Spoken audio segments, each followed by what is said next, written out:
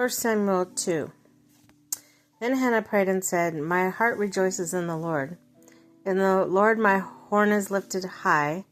My mouth boasts over my enemies, for I delight in your deliverance. There is no one holy like the Lord. There is no one beside you. There is no rock like our God. Do not keep talking so proudly, or let your mouth speak such arrogance. For the Lord is a God who knows, and by him deeds are weighed. The bows of the warriors are broken, but those who stumble are armed with strength. Those who were full hire themselves out for food, but those who are hungry no more. She was barren, as born 7 children, but she who has had many sons pines away. The Lord brings death and makes alive. He brings down to the grave and raises up. The Lord sends poverty and wealth. He stumbles and he exalts. He raises the poor from the dust, and he lifts the needy from the ash heap. He seats them with princes and has them inherit a throne of honor. For the foundations of the earth are the Lord's. On them he has set the worlds.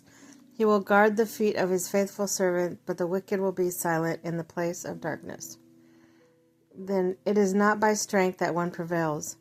Those who oppose the Lord will be broken. The Most High will thunder from heaven. The Lord will judge the ends of the earth. He will give strength to his king and exalt the horns of the anointed, of his anointed.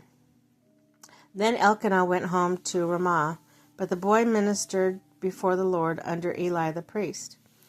Eli's wicked sons. Eli's sons were scoundrels. They had no regard for the Lord. Now it was the practice of the priest that whenever any of the people offered sacrifice, the priest's servant would come with 3-pronged fork in his hand while the meat was being boiled, and would plunge the fork into the pan or kettle or cauldron or pot. Whatever the fork brought up, the priest would take for himself. This is how they treated all Israelites that came to Shiloh. But even before the fat was burned, the priest's servants would come and say to the person who was sacrificing, Give the priest some meat to roast. He won't accept boiled meat from you, only raw. If a person said to him, Let the fat be burned first, then let's take whatever you want, the servant would answer, No, hand it over now. If you don't, I'll take it by force.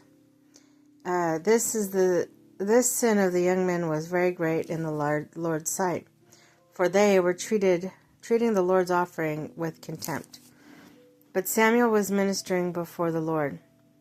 The boy wearing a linen ephod. Each year his mother made him a little robe and took it to him.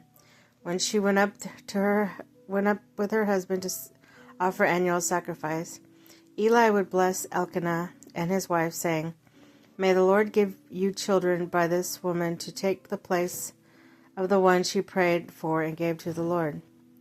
Then they would go home, and the Lord was gracious to Hannah, and she gave birth to 3 sons and 2 daughters. Meanwhile, the boy Samuel grew up in the presence of the Lord. Now Eli, who was very old, heard about everything his sons were doing to all Israel, and how they slept with other women who served at the entrance of the tent of meeting. So he said to them, Why do you do such things? I hear from the people about these wicked deeds of yours. No, my sons. The report I hear spreading among the Lord's people is not good. If one person sins against another, God may meditate for the offender. But if anyone sins against the Lord, who will intercede for them? The sons, however, did not listen to their father's rebuke, for it was the Lord's will to put them to death. And the boy Samuel continued to grow in stature and in favor with the Lord and with the people. Prophecy against the house of Eli.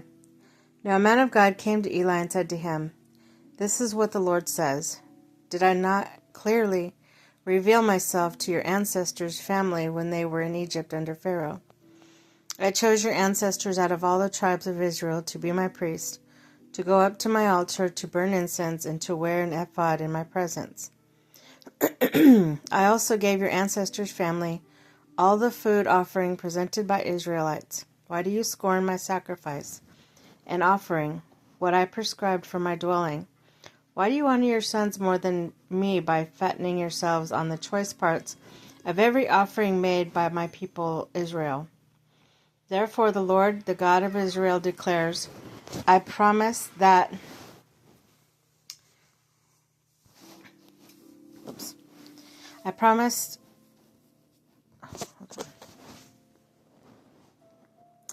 members of your family would minister before me forever. But now the Lord declares, far be it from me. Those who honor me I will honor, but those who despise me will be disdained. The time is coming when I will cut short your strength and the strength of your priestly house, so that no one in it will reach old age, and you will see distress in my dwelling. Although good will be done in Israel, no one in your family line will ever reach old age. Every one of you